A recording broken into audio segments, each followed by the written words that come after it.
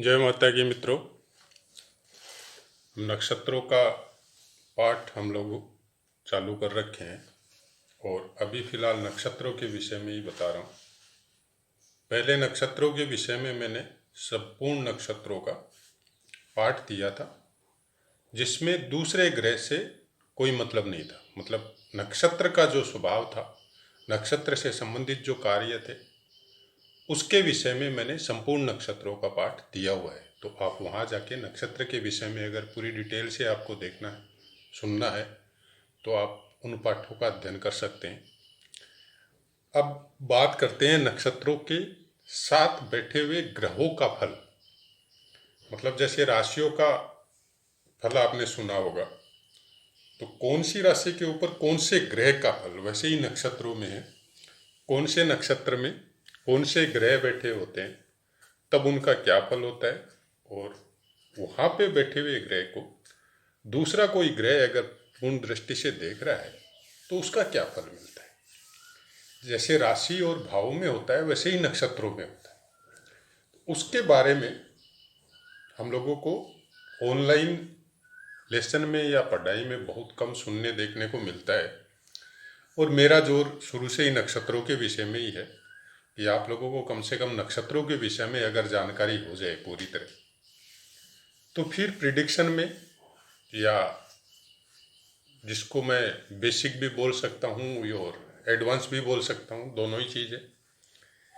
क्योंकि जब कोई चीज़ का हम लोग गहन अध्ययन करते हैं और वो अध्ययन जब दिमाग में फिक्स हो जाता है और समझ में आने लगता है, और प्रिडिक्शन में भी जब सही पाया जाता है, तब फिर वो एडवांस नॉलेज हो जाता है। और जिसको सुनते हैं, कोई एक्सरसाइज में नहीं लेके जाते हैं, तो वो कितना भी एडवांस नॉलेज हो, चाहे फिर वो बेसिक ही रह जाता है। या आपके अपने ऊपर निर्भर है कि आप इस नॉलेज को कितना डेवलप करते हैं अपने दिमाग के अंदर। मेरा कोशिश यही है कि साधारण शब्दों में, बगैर कोई हार्ड वर्ड यूज किए, आसानी से आप कितना समझ सके, मैं आपको कितना समझा सकता हूँ, मैं उसी कोशिश में लगा हूँ। इन्हीं के विषय में, नक्षत्रों के विषय में ही आज तक मैंने ज़्यादा पाठ दिए हैं। हालांकि ग्रहों का भी दिया है, भावों का भी दिया है, तो आप वहाँ जाके अध्ययन कर सकते हैं, लेकिन एकदम नॉर्मल बेस पे दिया है। उसका एक कारण मेरे को ये भी लगा कि अभी फिलहाल भावों के विषय में, राशियों के विषय में, ग्रहों के विषय में बहुत से चैनल अपनी अपनी ड्यूटी कर रहे हैं। अब वो तो नॉलेज अपने को आ रहा है, अच्छी बात है, लेकिन उसके विषय में जो उससे कनेक्टेड अच्छी पुस्तकें हैं, उसको भी अपने पास मंगा के रखिए। तो उससे क्या पता चलता है कि हम लोग जब पुस्तक का अध्ययन करते हैं, उसके बाद में चैनल में भी जब सुनते हैं, तो अपने को कम से कम इतना नॉलेज जरूर हो जाता है कि जो बताया जा रहा है वो सही है और कहाँ तक सही है। उसके बाद में अपने ऊपर निर्भर होता है कि हम लोग उसको किस तरह से अपने नॉर्मल लाइफ में या अभ्यास में उसको उतार के, और किस तरह से प्रेडिक्शन हम लोग कुंडली में उसका कर सकते हैं। अभी चलिए बात करते हैं नक्षत्रों के विषय में ही। तो आज कृत्तिका नक्षत्र, मैंने पूरा डिटेल लिखा हुआ है। कृत्तिका नक्षत्र स्वामित्व सूर्य के पास है और देवता अग्नि है। एक चरण, जो पहला चरण है, वो मेष राशि के अधीन है, और बाकी तीन चरण, दूसरा चरण, तीसरा चरण, चौथा चरण, वो वृष राशि में आ जाता है। गण, जैसे ग्रहों के गण हैं, वैसे ही नक्षत्रों के हिसाब से भी गण होते हैं। गण राक्षस में आएगा, और योनि मेष, नाड़ी अंत, अंतर्नाड़ी में आएगा। तो ये गण या योनि, ये जो मिलाते हैं नाड़ी, ये उस समय काम आती है जब आप मेलापक सारणी या शादी विवाह का कोई योग वगैरह करते हैं, तो उसमें ये सब चीज़ें काम आती है। अभी मैंने लिखना इसलिए चालू कर दिया कि चलो साथ साथ में अगर बोर्ड के हिसाब से आपको कुछ और भी ज़्यादा मैं डिटेल में लिखा हुआ दे सकूं डिस्प्ले में, तो शायद आपके और काम आएगा। तो उसको फ़ोटो खींच के भी अगर आप स्क्रीनशॉट करके भी रखते हैं तो आपको काम आएगा। इसके पहले चरण का स्वामित्व है कृत्तिका नक्षत्र के पहले चरण का स्वामित्व गुरु को और चौथे चरण का भी गुरु को है। दूसरे और तीसरे चरण का स्वामित्व शनि को दिया गया है। अब देखिए प्रिडिक्शन कैसे करें, ये चीजों को आपको सोचना पड़ेगा। कृत्तिका नक्षत्र सूर्य का नक्षत्र है। एक चरण वह वो मेष राशि में चला गया और बाकी 3 चरण है वो वृष राशि में चला गया, और वृष राशि का स्वामित्व दिया हुआ है शुक्र को और मेष राशि का स्वामित्व दिया हुआ है मंगल को। उसके बाद में देखिए आश्चर्य की बात, पहले और चतुर्थ चरण में गुरु है और दूसरे और तीसरे चरण में शनि है। अब आप ऐसे बोल सकते हैं, हम लोग जब बोलते हैं कि आपको ग्रहण दोष लग गया, शनि सूर्य साथ में है तो आपको ये होगा, आपको वो होगा, आपको ये दोष लग गया, पिता पुत्र में नहीं पटेगी, ये काम गड़बड़ हो जाएगा, कितना तरह का भय दिखाया जाता है। अब यहाँ पे देखिए, जिस नक्षत्र का स्वामित्व सूर्य के पास है उस नक्षत्र के 2 चरणों में शनि का प्रभाव है। 2 चरणों में उसका फल शनि ग्रह देगा आपको।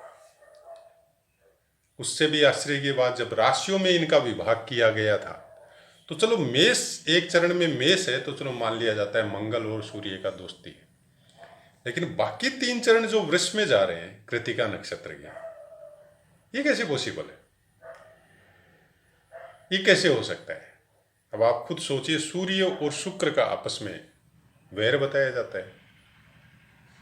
तो शायद आपको कुछ कॉन्सेप्ट मेरे कहने से क्लियर हुआ होगा कि किस तरह से समझ सकते हैं हम लोग, कहाँ पे वैर समझे, कहाँ पे दोस्ती समझे, कहाँ पे योग कारक समझे। तो ये सब चीजें जब आप अभ्यास में लेंगे, अपनी कुंडली का अध्ययन करेंगे या अपने परिवार की का कुंडली का अध्ययन करेंगे और उसमें जब देखेंगे तब आपको पता चलेगा कि एक बात दूसरी बात को काट रही है।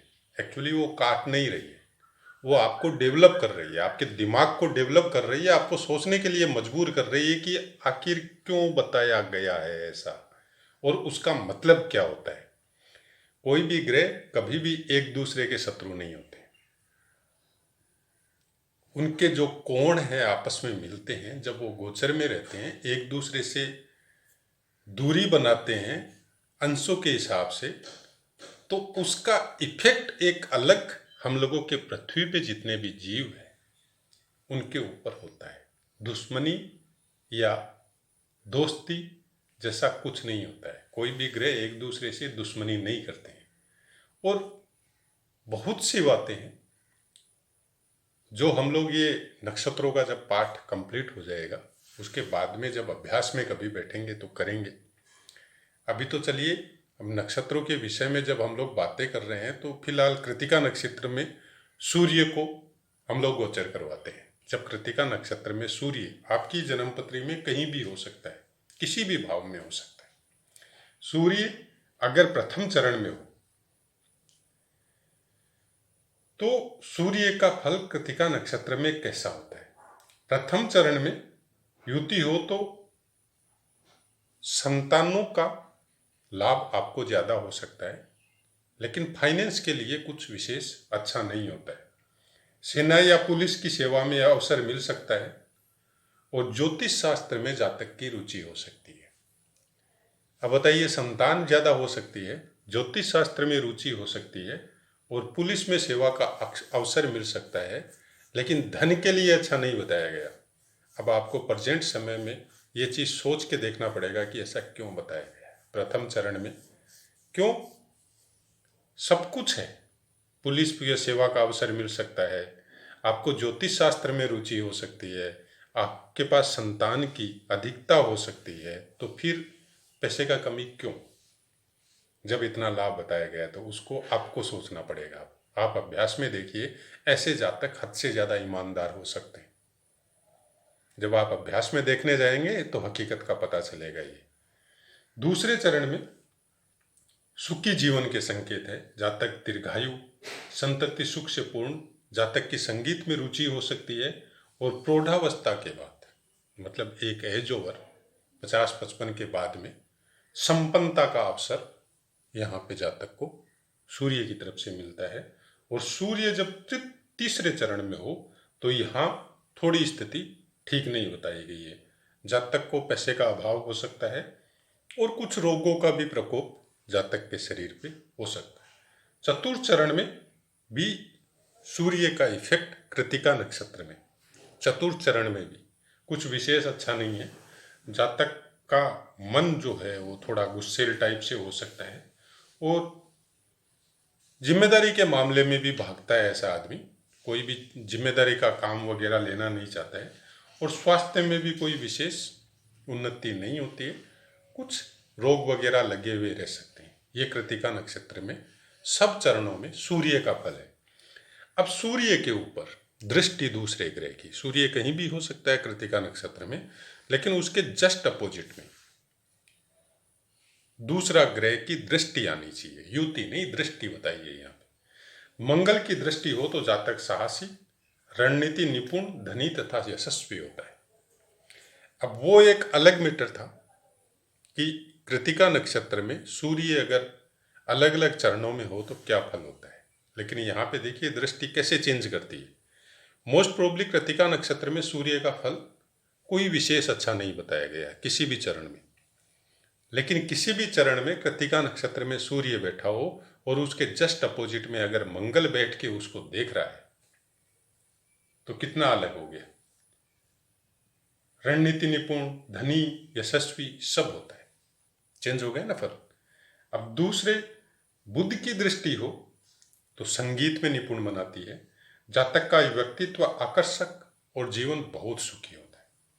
गुरु की दृष्टि हो तो जातक परिवार में श्रेष्ठ तथा राजनीति में हो तो बेहद सफल और मंत्री पद तक पहुंच हो सकती है। शुक्र की दृष्टि हो तो जातक सुंदर व्यक्तित्व वाला तथा यशस्वी होता है। शनि की दृष्टि कुछ विशेष सुफल नहीं देती है, जीवन में कुछ कलह, परिवार में कलह, स्वास्थ्य में उतार चढ़ाव ये लगा रह सकता है। तो ये कृतिका नक्षत्र में सूर्य का फल चरणों के हिसाब से अलग है, और जब उसी कृतिका नक्षत्र में सूर्य किसी भी चरण में बैठ के जब बाकी दूसरे ग्रह की दृष्टि पड़ती है तो जस्ट अलग है। इसी चीज को समझना पड़ेगा आपको। जब आप इसको अभ्यास में लाएंगे तो ये दिमाग में सेट हो जाएगा कि कृतिका नक्षत्र का स्वामित्व सूर्य के पास है और पहले चरण का गुरु है, तो पहले चरण में फिर भी थोड़ा ठीक बताया गया है, लेकिन बाकी तीनों चरणों में कोई विशेष अच्छा कृतिका नक्षत्र में सूर्य को नहीं बताया गया है। लेकिन उसके जस्ट उलट शनि को छोड़ के बाकी कोई भी ग्रह अगर कृतिका नक्षत्र के सूर्य को देखे तो सबका फल अच्छा बताया गया है, सब अच्छा फल करेंगे वहां पे। तो यही चीजें जब हम लोग अभ्यास में उतारेंगे ना तब जाके अपने दिमाग की थोड़ी परतें खुलेगी, नहीं तो हम लोग खाली हवाई बातें जन्मपत्री के विषय में करते रहेंगे। तो ऐसा है, मेरा कोशिश यही है, जो हकीकत है, जो शास्त्रों के बारे में जितना मैं जानता हूँ, ज्योतिष के बारे में, नक्षत्रों के बारे में, उतना मैं बताने का कोशिश कर रहा हूँ। हालांकि मैं ये नहीं कहता कि मेरे को बहुत या संपूर्ण नॉलेज है, नहीं, ये अथाह समुद्र है और हम लोगों को सबकी दिमाग की एक सीमा है।